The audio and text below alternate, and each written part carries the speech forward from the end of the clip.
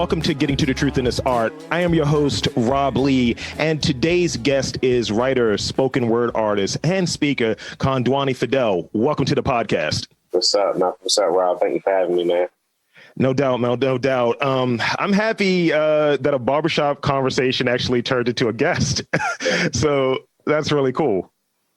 Definitely, man. Like it's crazy because that's how a lot of stuff happened in my career. Just connecting and building through just intimate spaces. Like if it's the barbershop or if it's at a cookout, you know what I'm saying? Like just people just showing love.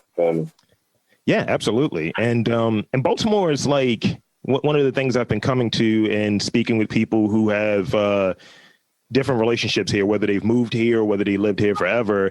It's like Baltimore is really small and it has these pockets or what have you. But pretty much once you know one person, you know a person that knows somebody else, and you have like that way of getting connected. And, you know, and people are really cool once you actually have that conversation. Mm-hmm.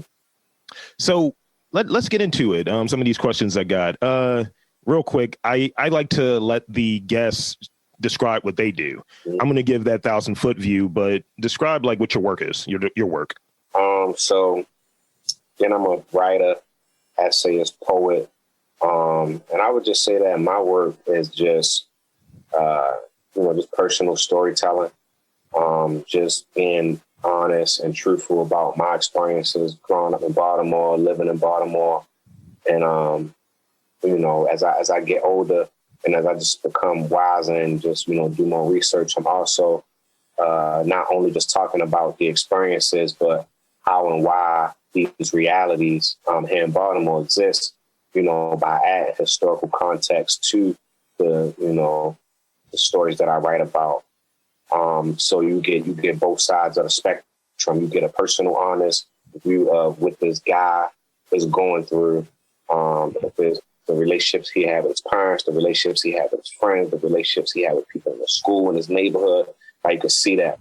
But then you got the historical context, that show how and why certain troubled realities were created. You understand what I'm saying? So yeah, that's if I could just cut it off right there, like I feel like that's just straight to the point. No, absolutely. I think it's one of those things where we all have different upbringings and people have these different assumptions, but there is a story that people from Baltimore City, generally you have something that if you look like us, you have something that people see me now and some of my interests now and don't know that I grew up in Lafayette Projects, and it's just like, I've seen things. And in those instances where you get to a spot where you feel like, let me write this down. Let me put this out there. Let me turn this into something. So, at City College, going there, I used to write down just different things that I saw as an adolescent. And teachers were like, you experienced that at that age? It's like, yeah. Can we get back to biology, So when was your earliest memory of like getting started and telling your story and sharing your stories? And ultimately with that, from where you started, what do you aim to accomplish with it? So it was in 2011 when I was at Virginia State University. I had a English professor named Arnold Westbrook, who had channeled his lessons through African American studies. So this was my first time being engaged in, reading in this way, and literature in this way, and, reading, certain artists that I could relate to, you know what I'm saying? Like where I shared the same social context with them, even if it was just a little bit. My whole life I thought that I hated reading, but when I started falling in love with reading in college, I realized that I never hated it. I just hated what my teachers in the past was forcing me to read. So, I was just super inspired, by how, reading made me feel. So much so I used to skip some of my classes just to, sit in my dorm room and read. And, I tried out writing, and I shared it with a few of my friends, and they loved it. I thought that they were lying. Then I would write poems, and I would lie, say that they was by somebody else so I could get like an honest opinion from them, and they still liked it. So my confidence shot back up. And on February 10th, 2013, I shared a poem for the first time on stage in front of people at, at the Virginia State student body. with about 200, guests in this auditorium, and I performed, and they enjoyed it. And I told myself that this is your first time doing this, so you can only get better. And that next day, I switched my major from sport management to English, and I was just rocking out ever since. And I just was, at first I was like scared to share my story and my honest feelings, because I thought that people was going to think I was crazy. Like, I'm talking about depression, I'm talking about suicidal thoughts, and I'm talking about all of the crazy shit that I went through. Growing up in Baltimore, people was going to think I was crazy. But then somebody broke it down to me. It was like, yo, you already went through the hard part, so don't look at speaking about it as being hard. Look at that as like a part of like the healing process. You know what I'm saying? Yeah. You went through a tough part. It's kind of just like the end road.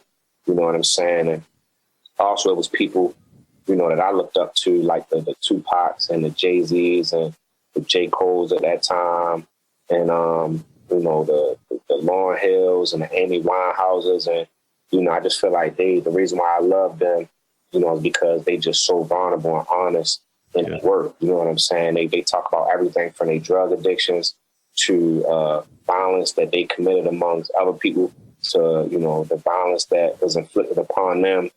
And they kind of made me feel okay to be human. You know what I'm saying? Because when you're going through something, you feel like it's only happening to you.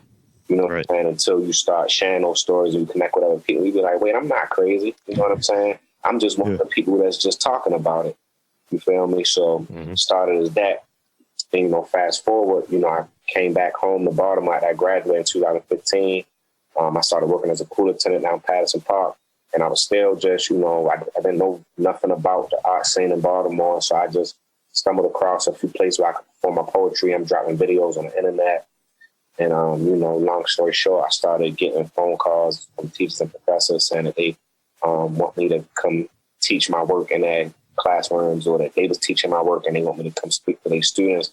And, I saw the reaction that the students, had when my work was introduced to them. And it was how I felt in 2011. They were saying the same thing, like, oh, I never thought that I liked reading until I read your work, or I didn't know that I liked poetry. So then, at first my mission was just be honest and tell these stories.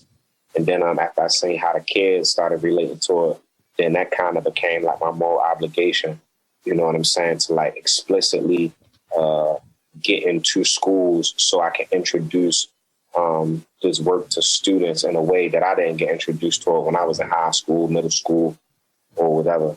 And yeah, I've just been doing that for the past however many years, for real. That's good. That's good. It's really good. So at this stage, so obviously we got to talk about the anti-racist. Mm-hmm. We got to talk about that a little bit. And that came out, September, right? That was released in September. Yep.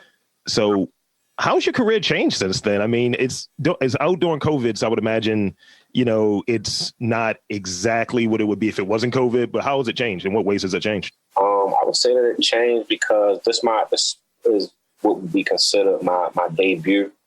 Mm-hmm. People ask me to explain the writing world, and it's kind of just like the music world, like how you have mixtapes out, then you have like a studio album. Yeah. So, the Anti-Racist is kind of like my first studio album in a sense. Like I'm signed to a publishing company just for this one book. You know what I'm saying? Mm-hmm. So, my book is, you can get it anywhere that books are sold.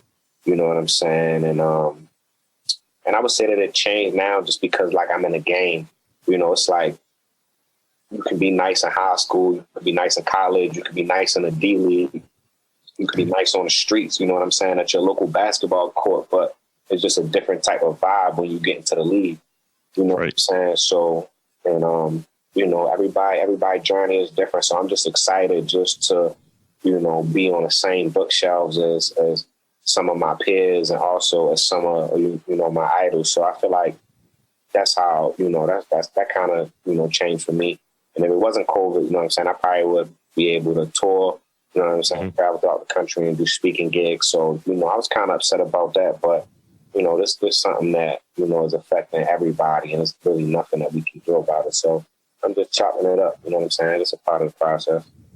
Absolutely. And you see where like musicians and things like that, or people that would go out in these like large public spaces, they're looking at 2020 as that year didn't happen. You know, my tour starting in 2021. It was like, all right, that's a bet. So maybe that will present itself for people in these things. Cause I think now it's important to have like pretty much ultimately what you're talking about in the book out there, and something that's a part of like the conversation, not just that came out already, we're moving on to something else. It's like, no, we're still dealing with this type of like situation in this country. Yeah.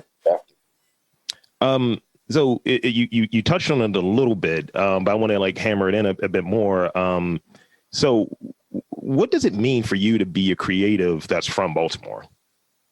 You know, it's crazy that I never really thought about that until I started engaging with people who are not from here. You know what I'm saying? Because Baltimore is not one of those cities like a New York where like, oh, you got New York rap, or if you from New York and doing this, like you like a New York. So it's kind of like, you know, New York people grow up, you know, with kind of like this braggadocious type attitude because they from New York. You know what I'm saying? Or people are from, you know, Los Angeles, like, oh, I'm from California. It's kind of like got like a glow to it. You know what I'm saying? So it's like, you know, they kind of introduced themselves in a different way. But for me, I was just like, yo, I'm just a regular nigga who got a story to tell. I didn't look at it like, oh, I'm telling my Baltimore story. I didn't look at it, I'm telling my East Baltimore. I'm looking at it, I'm just telling stories about my life. You know what I'm saying? Like when I listen to Amy Winehouse and Tupac and Jay-Z and Lauryn Hill, it never really dawned on me. Like I never really cared about where they was from.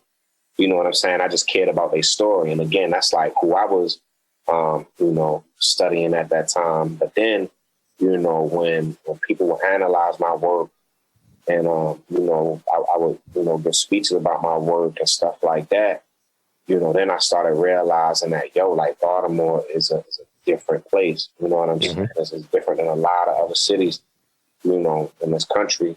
You know, as far as like the systemic oppression that we go through, Baltimore being the first city to have legal housing segregation, Maryland being the first state to have a police bill of rights, you know, the lead paint poison epidemic that happened here. You know what I'm saying? There was so many corrupt things that happened here. You know, I didn't know about these things. Or even if we look at, you know, police brutality, I didn't know what police brutality was, but I know we used to get the shit beat out of us by the police. You know what I'm saying? I didn't know what mass incarceration was, but I know that me and however people got locked up for stuff that we didn't do. You know what I'm saying? So I was just speaking about these things, about those politically correct terms. And then, you know, as the years went on, that's when I realized, like, oh, this is a Baltimore story. You know what I'm saying? But not only is it a Baltimore story, but it's a reflection of several different cities, you know what I'm saying, across this country. So, and, you know, how does it feel, you know, being a Baltimore? I feel good. You know what I'm saying? Like, I love being the underdog. Like, you know, from you know, the household that I came from, the neighborhood I came from, the city I came from, you know, even me going to Virginia State, HBCU, you know what I'm saying? We looked at us underdogs, you know what I'm saying? Like, so I always been an underdog, and I like that, you know, more than walking into a room and, you know, everybody just feeling like I got it. Like, I like, you know, when people doubt me and they don't really, you know, see no value in me, because it don't matter if I see value in myself, no matter, you know, what room I'm in.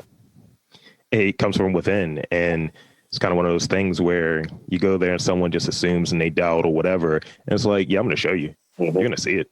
You're going to be wrong as shit. So in recent years, and I think even moving forward in the future and just forecasting, there's like, it seems to be more and more interest in like creatives and stories, specifically of Black creators, with a lot of them based in Baltimore. What do you think the first thing that people get wrong when they're trying to make something that's a Baltimore show or Baltimore movie?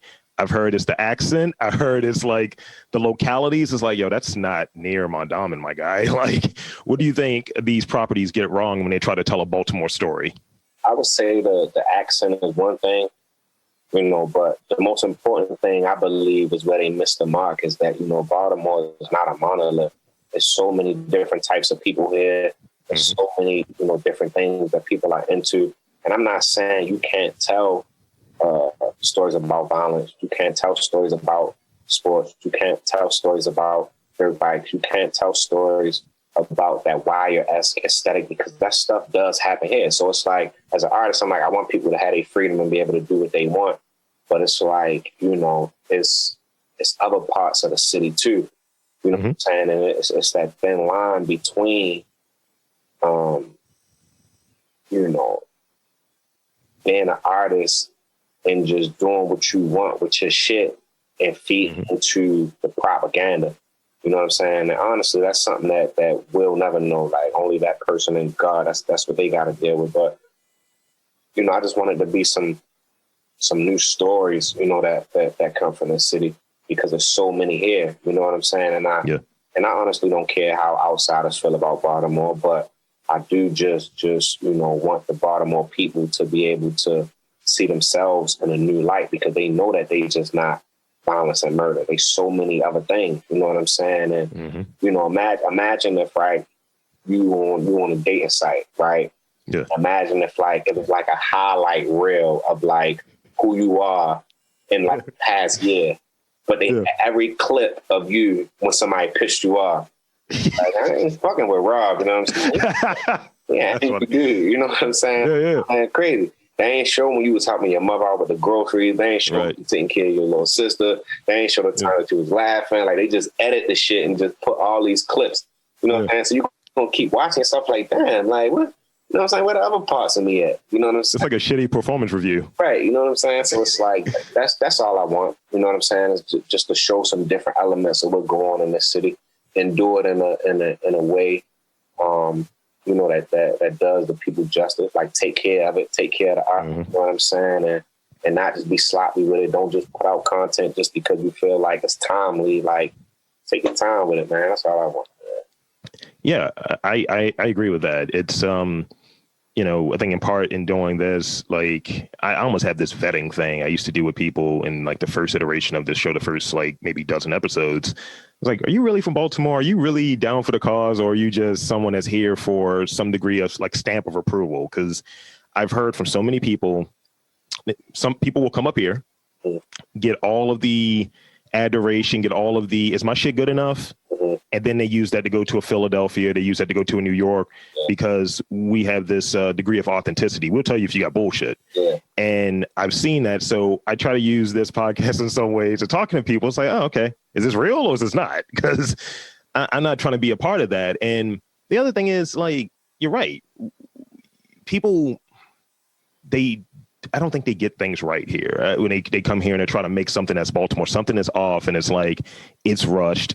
You know, and I've heard so many mixed things about the what Charm City Kings or what have you. And I just remember early on, I was like, I'm not going to watch it. Too many Philadelphia people attached to it. And that's kept it moving. Yeah. So as an artist, how do you overcome challenges that you may face, whether it be in, like, having, like, a writer's block or creative's block, or just, I'm beat, man. I don't feel like doing anything right now, but you know you got to write something. How do you overcome those types of challenges?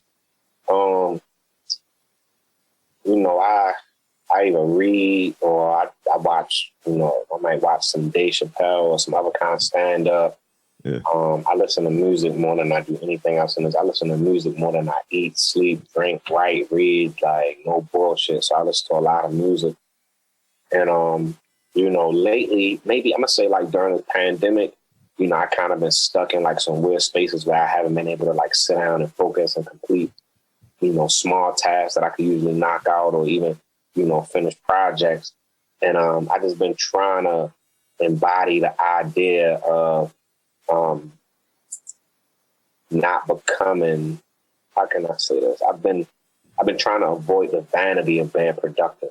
You know what I'm saying? Like, being productive for no good reason. Like, just trying to create content because you feel like you have to, opposed to just letting it flow. You know what I'm saying? Like, because, like, I'll be depressed or I'll be down and out because, you know, I haven't written anything in, like, the past few days. You know what I'm saying? But then the flip side of that is, like, I feel like I'm depressed because I'm not creating. But then I'm like, maybe I'm not creating because I'm depressed. You know what I'm saying? Yeah. So, like, a circle that's just, like, never ending. So, I be having to have these talks with myself like, bro, it's okay, bro. Like, and when you look at your life, you done already did things, you know what I'm saying, that a 27-year-old, the average 27-year-old hasn't accomplished in the past, 5 years that you accomplished these things. You know what I'm saying? So it's like, bro, like, it's okay to slow down. It's okay to just relax. You know what I'm saying? So lately I just been trying to just like, if I wake up and I be like, I don't feel like writing, and then I just leave it at that. And I just go do something else for the whole day. Even if that's playing in the bed, just on my phone. You know what I'm saying? Opposed to like wrecking my brain and sitting here for 5 hours, then I still don't come up with nothing when you could have been doing something else to, the brain jogging or just, you know what I'm saying, get inspiration somewhere or have fun doing something else. So I've been trying to just let more so just like let like my heart and spirit guide me. You know what I'm saying? When it comes to like creating. I think you're right with that idea of just the vanity of creation and the vanity of just putting out content and just being productive, quote unquote. Yeah, you have this notion, and I think it's a lot of it is driven by marketing people. A lot of it's driven by like social media. You got to stay relevant. You got to have timely, evergreen content. And it's just like, like I've been podcasting for 12 years. And my thing is, I'm going to do one podcast per week. And it's like, you need to post more often. And it's like, all right, why should I have to post more often? Give me a reason why. It's like, I know who's listening, I know what they're into, and I know what my audience is ultimately. But the algorithm says this. Cool. I don't know that algorithm. I just want to do this when it makes sense and feel like I'm creating and feel like I have ownership over it, and I have ownership over my time and pretty much where I'm putting my interest. Yeah. So that's the way I look at it. I definitely agree with you on that. And it's like when you start putting out content for no good reason, and you got people who go and be editing stuff for no good reason. And then it's like, you just go through the world with all this bullshit. You know what I'm saying? Like all this bullshit that you ain't even going to be proud of later on. You know what I'm saying? Because you're just doing something because it's timely. So I just been trying, embody, like I know it, but I just want to like live in that. You know what I'm saying? Yeah, because like, I don't know, like, I got a bonus question for you because you mentioned the music things. I definitely got to ask you about some music things real quick. But the person I think of when it comes to just not putting stuff out there because they're not quite there in their head, they're not in that creative space. It's like a Frank Ocean or somebody. It's like, when are you going to drop that next album? When he's ready. Like whenever he's fucking ready, and he'll get it out there. It might be 4 years, it might be 5, but if it's like you like it, there's stuff that exists. There's songs that are out there. Listen to those. Wait for them to cook. Or it's just like people think that they, as the audience, has some control over the artist and what they're producing. Like you'll run into people that's like, this person's a great artist, and it's like, yeah, he did 4 works over 10 years. Or whatever, like let them do whatever they need to do to create and enjoy that creation once it's out there for you to enjoy. So music is a thing for you. Music is a thing for me as well. It's just like, I'm always listening to something. Spotify is queued up. I'm got like records playing. I've been on vinyl. I got a bunch of vinyl for the holidays. So I've just been on that. What's like the last like 3 songs that you've listened to that just pop in your head or just 3 songs that you're like, you got to check these out. These are what I listened to recently. Recently, I would say it's this song by 5-year Fawn called 13 Going on 30. Okay. I've been bumping that like the past couple of days. It's this joint called Blessed by WizKid, Damian Marley. That's on WizKid new joint. And if I could pick a third one that I've been bumping like that, then probably, I listen to so much, bro. I've been listening to, I'm gonna just say, I've been listening to like a lot of King Von. I've been listening to like a lot of Dirt. And I like the the old stuff that I listen to, like the Jay, Kendrick, Cole. I listen to a lot of West Side Boogie. Yeah. I listen to Sir. I like Sir. I like Brent Fayez. Again, like of course, like my favorites, like the Pac, Amy Winehouse, like they always in the queue somewhere. I'm trying to think of like who people was on like my Apple Music. like replay of the year. J Electronica was on that real heavy. Yeah. That's another one that falls into that you're not putting stuff out fast enough. It's like, let the man cook. Like you got like the J Electronicas, the Andre 3000s, the Frank Oceans. You know what I'm saying? Like they just like aliens. You know what I'm saying? Like they do what they want. You know what I'm saying? It's like a beauty in that. Yeah, you got to admire it, and it doesn't get watered down. It's just like when that catalog is out there, it's like, this is what you got. Mm-hmm. So I got one last question, and then one of the things I like to do on this podcast is let everyone shamelessly plug whatever they want to plug, your website, your social, all of that stuff. Yeah. But so the last question I have, I did this internet journey because, you know, you got to do some research, and found one of your videos on YouTube, and Love Is Not Enough. And I was like, all right, this hits different. But it hits different while being familiar. Yeah. What is a memorable response to your work that comes to mind? Any of your work that comes to mind, you're like, okay, yeah, that sticks with me. I would say that a lot of people say that, you know, my stuff is raw, and they always just speak about like my vulnerability and also my perseverance. You know what I'm saying? And like I pride myself on being honest in my work. You feel me? Because that's what I researched, that's what I studied, that's what I came under. And again, it just, you know, just show people that it's okay to hurt. It's okay to own your loneliness. It's okay to own your depression. It's okay. There's way more power in that. You know what I'm saying? You can't tease me about this shit because I know what's up. You know what I'm saying? Like I put on the summer jam. You know what I'm saying? Like it is what it is. But I would say that those like the responses that I get the most, like just the vulnerable, perseverance, and like just being raw. And you know, that's I rarely have favorite pieces, but that was like one of my favorite pieces that I've been performing, that I've been sharing, you know, well over a year. And you know, just like the wordplay, like the metaphors and similes. You know, I feel like it's a good length. You know what I'm saying? It touches on, you know, different ideas of like, you know, what love is and what love isn't. How much should it cost? You know what I'm saying? Like what are the things that outweigh love? Because a lot of times the word love is, you know, we use it as a scapegoat. Like we use it to get what we want. We use it to manipulate. You know, but I love you though. You know what I'm saying? That you fucked up several times. You be like, oh, I love you. And people fall right into it every time. You be like, nah, nigga, love is not enough this time. You know? Like, where the truth, where the honesty, like where the money, where the respect. You know what I'm saying? Right. So I feel like that was an important piece for me as well, to just keep performing and reading over and over. You know what I'm saying? So I can, you know, just start creating my own idea what I think love is. You know what I'm saying? Like in the poem, I say, love is not a 5-star stay. Love is not an all-expensive stay vacay. You know, love is not attention. Last night they in your face, look around, they gone today. Like love can be these things, but that's not the end all be all. Like just because somebody show you attention, that's not love. Just because somebody give you money, that's not love. It doesn't mean that might be love, but just don't assume that it's love.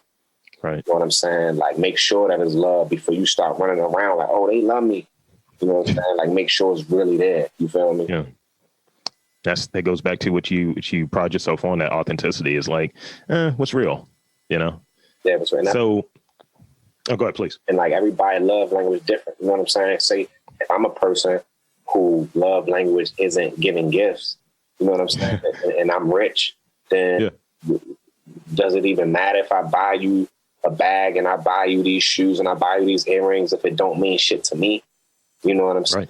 When my love language might be time spent and being intimate, you know what I'm saying? I'm not giving you that, but I'm buying you things, you know what I'm saying? But then gifts, there's some people love language, you know what I'm saying? So it all depends on the person. Like love is individual at the end of the day. And I feel like, you know, everybody, including myself, need to start looking at it that way and not looking at, you know, the love that we were taught by our parents, you know what I'm saying? That probably was taught to them, that was taught to them by somebody else. And everybody just keep trying to fit their own unique experiences into these pockets of love where it just won't fit. It's going to reject it because you got to create your own version of it. You know what I'm saying? So that's what I've been, another thing that I like to focus on for real, like in my work, like my everyday life. Yeah, I agree. I agree with that notion of you have to like define it for yourself. And when that idea was put out there as part of like the conversation of how does one view love in the different love languages that exist, and I think it opened up a lot of conversation, and it may have hindered some relationships and it may have improved some others. Like, I think some people have more than one. And I think it's like, where do you look at them? What matters to you? And I have that questionnaire, like quality time might be a little bit more valuable than something that's tangible that will tarnish. Yeah. So, at the end of the show, I want to thank you again for coming on to the podcast. Here's an opportunity to plug whatever you want to plug, my guy. I would say just my new book, The Anti-Racist, How to Stop the Conversation About Race and Take Action. Purchase that book. It's available on Amazon or anywhere books are sold. Again, it's my debut, and I'm not really too much focused on, how many books I sell, but the people who do get the book, you know what I'm saying? I just want them to read it in its entirety and just learn from it, grow from it, pick it apart. You don't got to agree with everything, but there's definitely some things in there that I want to, share with more people in the world and, telling these vulnerable stories. And I just want that to inspire other people to tell their stories because, especially as Black people in this country, it's kind of fairly recent, that we had the luxury to tell our own stories. So now that we got so many platforms, we in the writing world, we on social media, we can do podcasts, radio, movies, TV shows. Like, it's important that you tell your story every chance that you get, because if you don't tell it, somebody else won't tell it for you. You know what I'm saying? And it's going to be watered down. It's going to be squeezed into fairy tales, and people will make a lot of money off of it. You know what I'm saying? Yeah. It's not even going to be what you truly are. So just think about your footprint, that you're leaving on this earth. Make sure that you tie your story into it too, because what Zora Neale Hurston say, something, if you're not telling your story, if you're not honest about your pain, they'll kill you and say you enjoyed it. And I'm pretty sure I'm butchering that with a word or two or something, but that's, it still is what it is. So just tell it, you know what I'm saying? I want people to see how I tell my story and also how I, add that historical context in it, so people can understand like why I think the way I think, why I act, right. I act, why I did, some of the things I did growing up, why I do some of the things that I do now. And website, social media, where can you find you at? Where can you check you out? Everything is Kondwani Fidel. So it's KondwaniFidel.com, Kondwani Fidel on Instagram, Kondwani Fidel on Twitter, Facebook. And my email is Kondwani@KondwaniFidel.com. So, yeah. So thank you. Yeah. This has been great. No problem. For having me, man. Yeah, no doubt. I'm going to do my sign off and then I'll be that. So for Kondwani Fidel, I'm Rob Lee, saying that there's art in and around Baltimore. You just got to look for it.